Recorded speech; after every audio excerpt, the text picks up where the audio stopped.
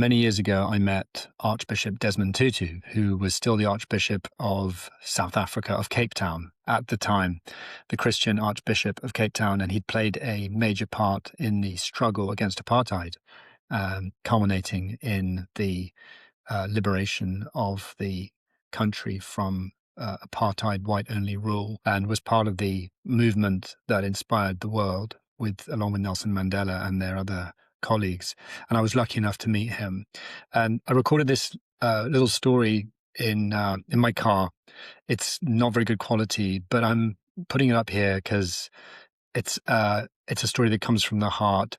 And listening to it again, it's really deeply connected with the theme of optimism, which I think speaks to many of us today, or the part of us that wants to feel optimistic, struggles to feel optimistic in times that appear to be overwhelmingly difficult, and tend to lean us towards pessimism about human nature or the possibility of human organization and endeavor to create equity, well-being, happiness, and so on. So the theme of optimism for me, optimism, pessimism, realism, is a core line of inquiry and exploration in the enlightened overachiever for me, for the people I work with. I hope you enjoy this story, and I'm sure I'll post more about that theme soon.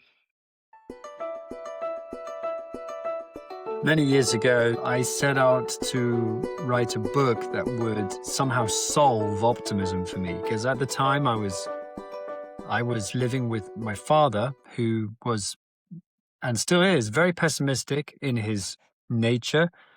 Recently, my mother had passed away, and so I was living with my father again after many years of living independently. And I was really struck by the difference in our ways of looking at the world. I tended to look on the bright side, optimistic, and he was pessimistic.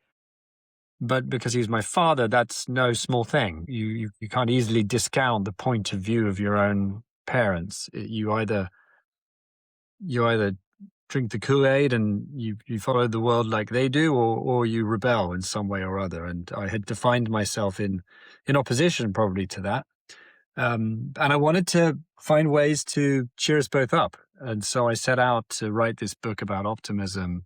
And my pitch to the publishers was, I'm going to speak to all the optimists I can out there, ideally famous people, in order to shift copies of the book. So I got that book deal, and I set about traveling the world, hustling to speak with big name optimists. Now, Desmond Tutu agreed to meet me in Cape Town at his cathedral, and then drove around Cape Town with me in his car to his office.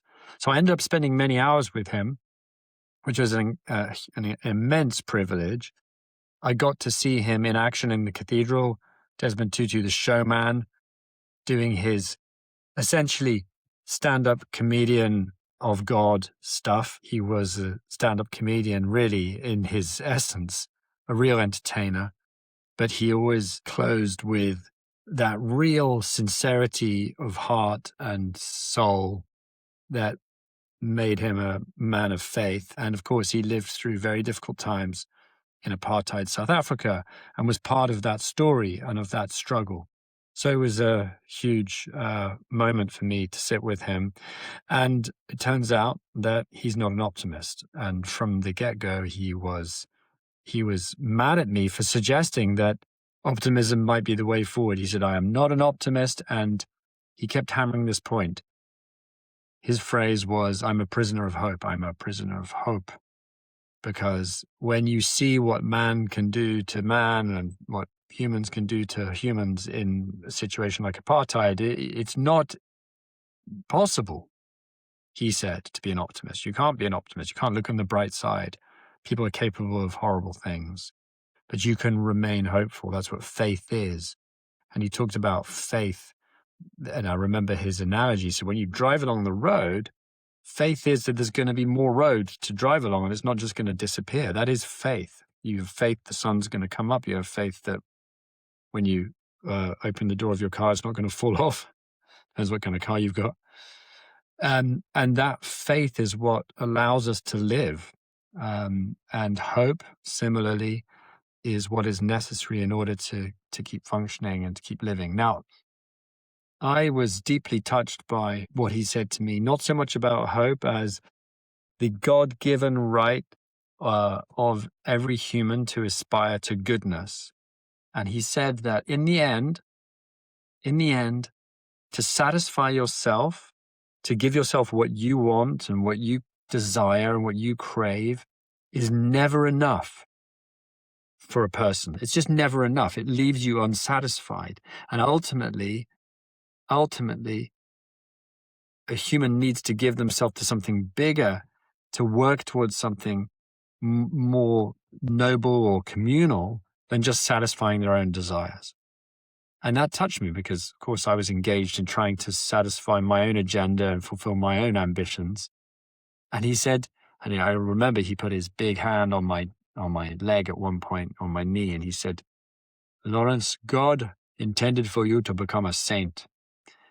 And he said it 3 times. "You can be a saint, Lawrence." And and this is the great power of the inspired speaker, is that they can make you feel like they're speaking directly to you, and it's very personal.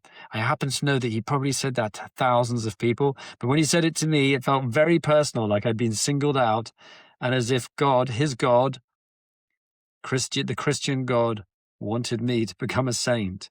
And there was something about that sense of affirmation and close personal connection, not just with him, but with this idea of a deity, of a supreme being or power that cared about me, that conveyed to me emotionally in that moment what Christianity is all about. And I'm sure what every religion is all about. Now, I'm not a Christian, but when I listened back to the recording of that interview and transcribed it, because back in the day, there was no AI transcription tools. I was doing it by hand.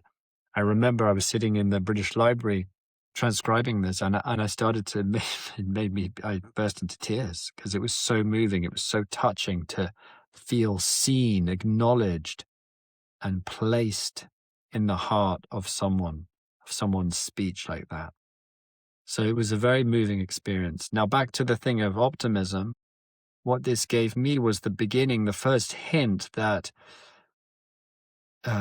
that faith, that hope, that progress it cannot be built on external circumstance. It can't be built on conditions, because conditions, as the Buddhists will always point out to us, are always changing, always transitory. We're always moving towards death and loss.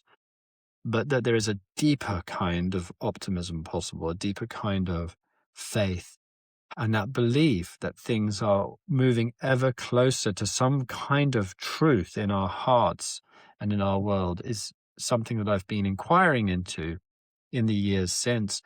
And in every coaching session that I do, I'm looking for what that truth is, that the soul of that person is wishing to move towards and to express in their life, and helping them to understand, realize, acknowledge, and put that into action, operationalize that in whatever way is needed at that point in their life. So that's my little story about Desmond Tutu, and how that connects with the bigger picture of optimism and my purpose as I see it now in my life, which is to find ways to convey this optimism, the spiritual optimism, and this worldly optimism within the boundaries of what that means. Thank you for listening.